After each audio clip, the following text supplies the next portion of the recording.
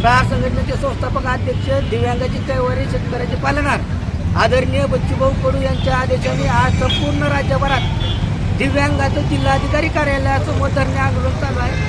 या पार्श्वभूमीवर मागील कित्येक दिवसापासून प्रहार संघटनेने निवेदन दिलं आहे किंवा आमदारांचा, खासदाराचा जो काही वर्षाचा 5% निधी असतो तो अद्याप देखील अपंगावर खर्च झालेला नाही।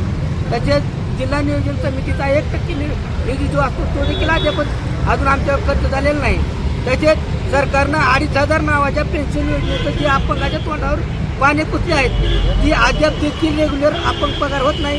कोणाची तर 1000 पगार होती, कोणाची 1,500 होती, कोणाची 2,500 होती, कोणाची होत नाही। या अशा सरकारनं धडा शिकवण्यासाठी आज आम्ही निदर्शन आंदोलन केलं नाही। तसेच अपंग जे भूमिहीन अपंग आहेत त्यांना 1 गुंठा जमीन देण्याचं आम्ही मागणी ह्या निवेदनाद्वारे केलेली आहे।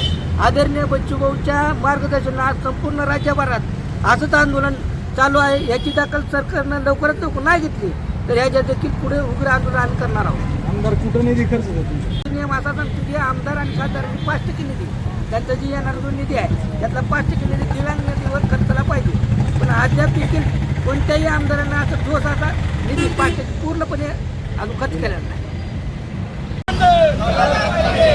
अरे कोण म्हणते देत नाही, अरे कोण म्हणते देत नाही।